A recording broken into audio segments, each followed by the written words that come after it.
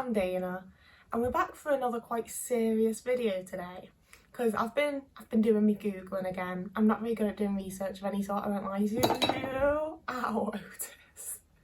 Gosh, you're a stink today.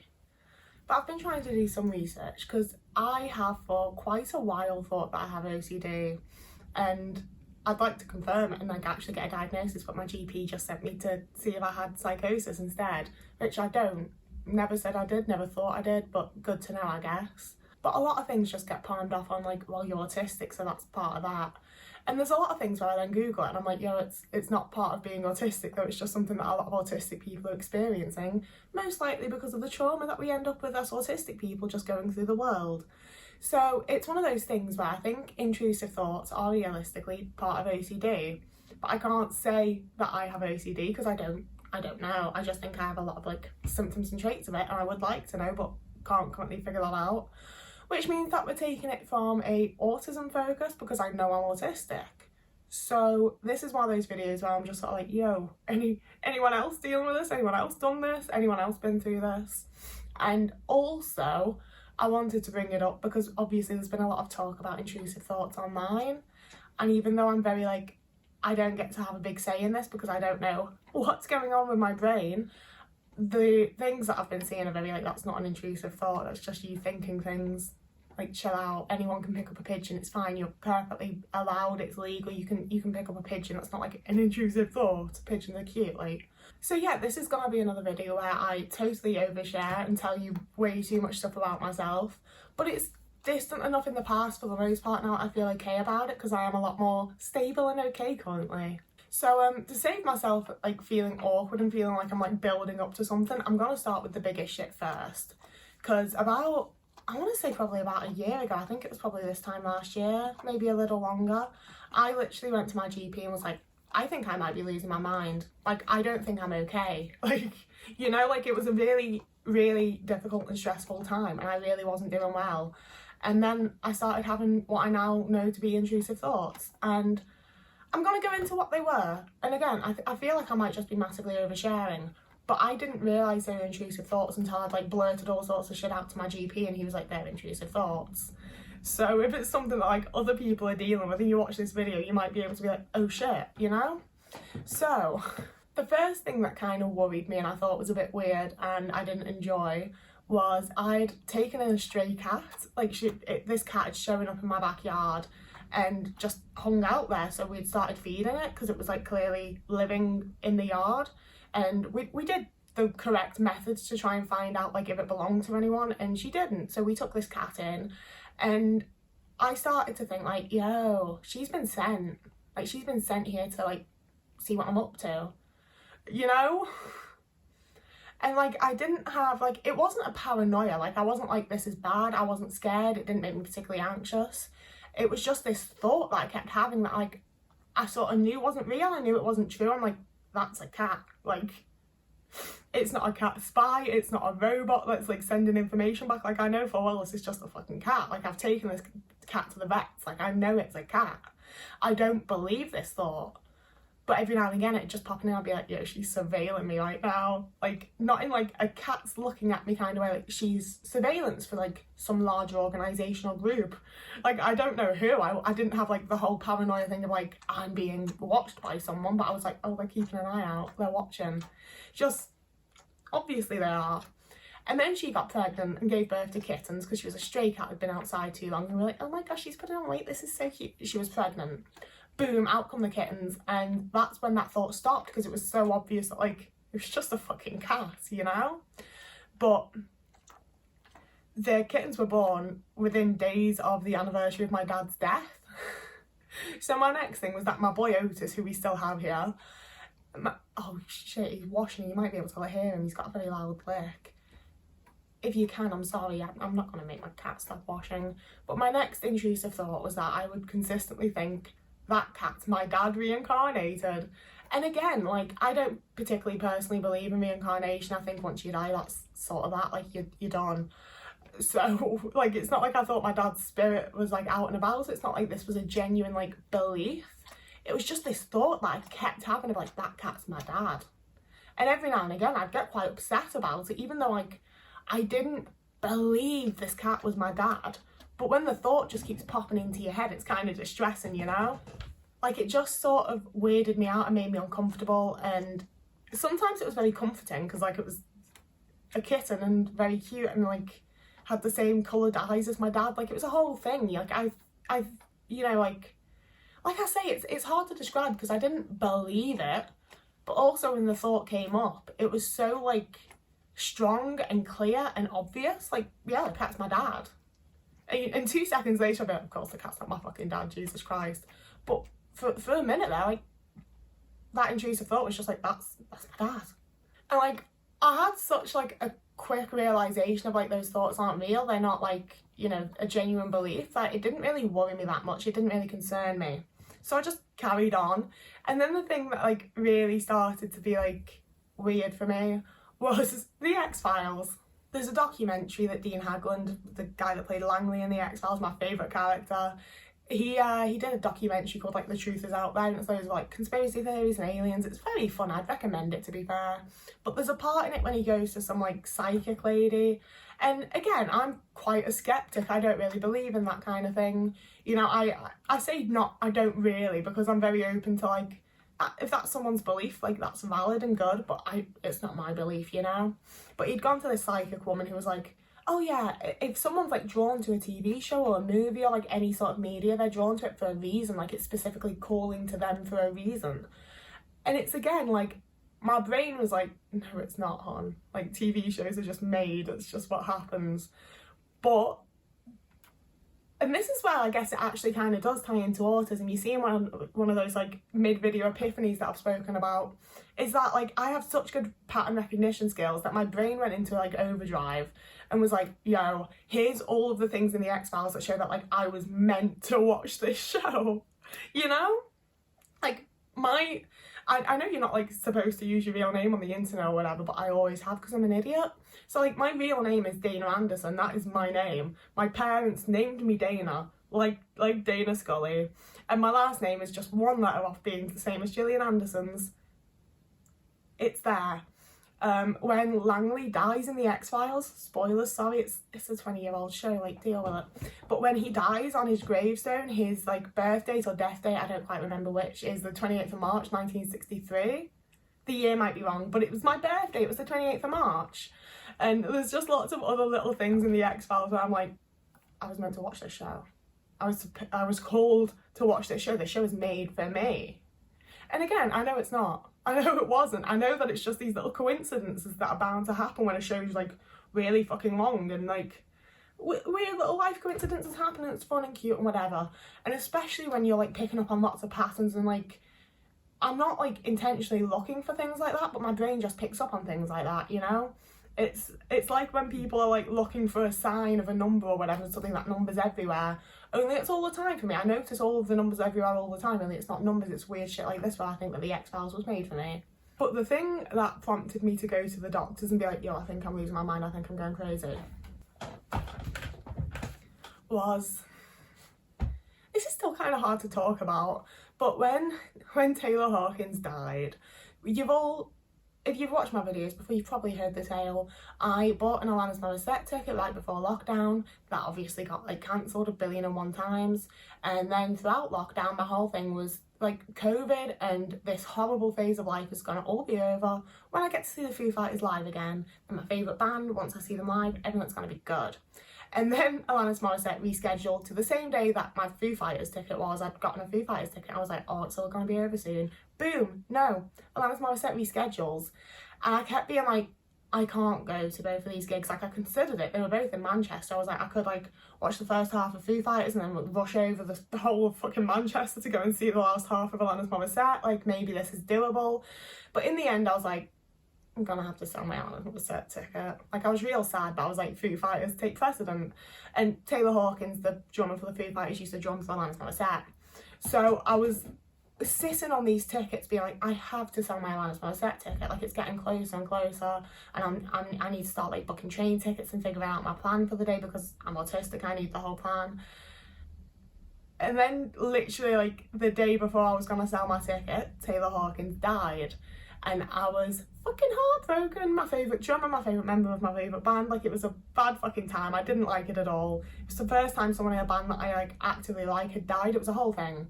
So a day or two later, I was telling my mum, like, oh, this weird coincidence of, like, I was gonna go see this person, but blah, blah, blah. And my mum was like, oh, it's almost like you wanted him to die, wasn't it? And I was like, yeah, no. I fucking did not want Taylor Hawkins to die.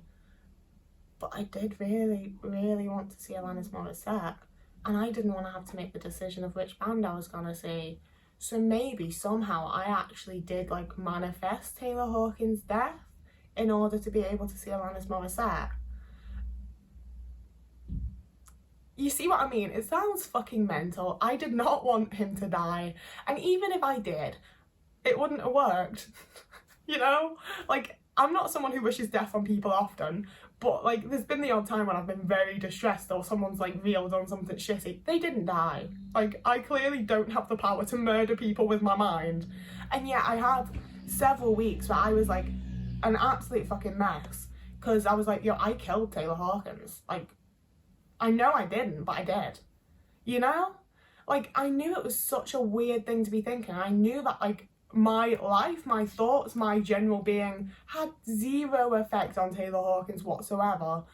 And yet, like, I could not shake this thing of, like, I killed him. I killed this dude. Like, this was my fault because I wanted to see Alanis Morissette so much. I'm so selfish that I want to see Alanis Morissette so much that I've, like, killed a kid's dad. Like, I've literally taken this man from his wife and kid because I want to see fucking Alanis Morissette so bad.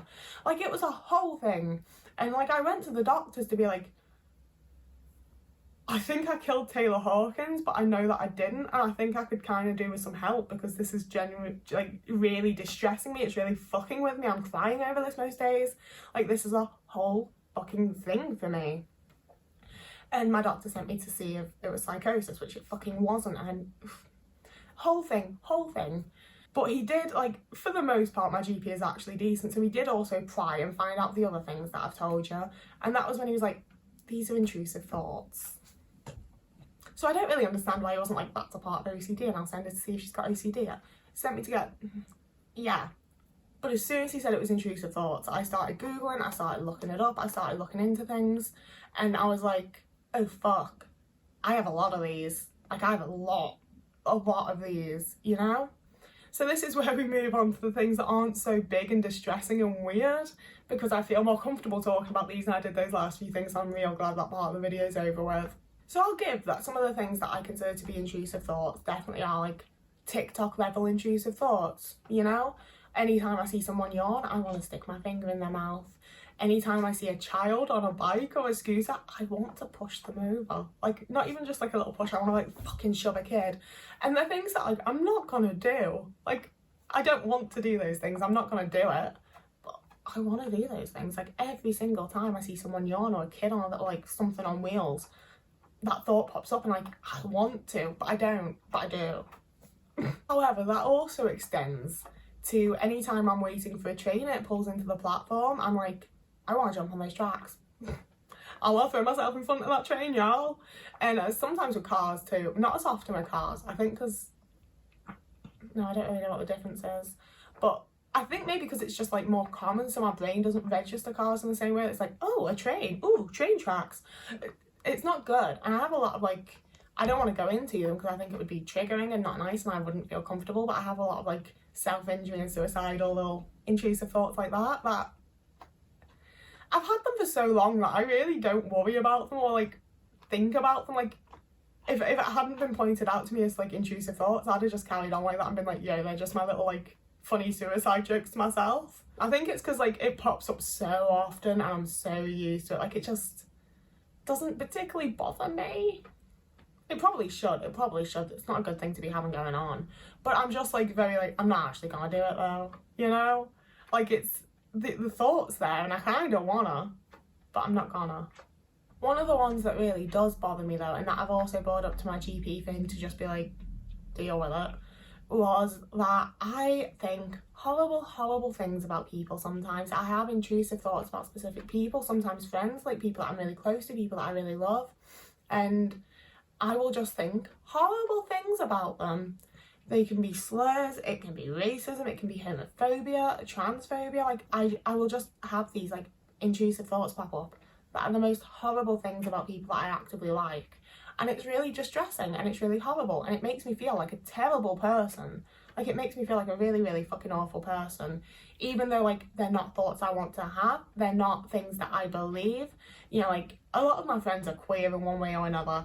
And I will think the most, like, horrible homophobic thought about them. And it's like, I am literally also gay. Like, I'm not a homophobe. I would never say these things. It's not something I believe. It's not something I, like, want to think. It just pops in there and I just have this horrible thought. And I don't fucking want it. And I've spoken before about like retraining myself to think nicer things about people, especially in regards to like fat phobia and weight and shit. And as much as I have done that, most of my thoughts about people are kind and like, you know, like I have worked on myself as a person, but then every now and again I will just get the most horrible thoughts about like people's appearances, people's bodies, people's whatever. Like, it's just this horrible, horrible thought. And it's like, it's not even my thought. It might be trauma from my parents, because my parents like to say horrible things about people just because they could. Actually, now I think another mid-video epiphany. I don't know if that is it, but it's just the most disgusting thoughts about people and like racist slurs and shit. Like, it's not stuff that I want to think, it's not stuff that I believe, it's stuff that I'm like actively against, but it just pops up into my head and it's just there and I can't do anything about it and it fucking sucks. And the thing with like all of these smaller ones, and honestly some of the bigger ones too, like I fucking thought I murdered my favourite drummer, they make me feel like a bad person. And not in just the way of like, I'm a bit crappy, like it makes me think like, yo, like, however I act and however I behave towards people, it doesn't matter, because on the inside, I'm fucking awful, you know? And it's like, I don't let myself get to that too often, because I think what matters is your intentions and is the way that you treat people. And I do my best to treat people with kindness and to like make the world a better place and shit. Like, I try to be a good fucking person because it's what I think you should do. But every now and again I just get this like horrible pit and have a really bad time and really hate myself, because it really just feels like I must be faking any niceness that I do like outwardly. It must all just be fake and like a new mask, like the mask of a nice person, because on the inside my brain, the things that I'm thinking are fucking horrible, you know? But when I'm in a better place like I am now, I can also register and address that like they're not my thoughts, they're not thoughts I want to have, they're not the beliefs that I have. I actively like in my brain speak against them because they're not my thoughts, they're not who I am, they're not, you know, they are my thoughts, but they're not.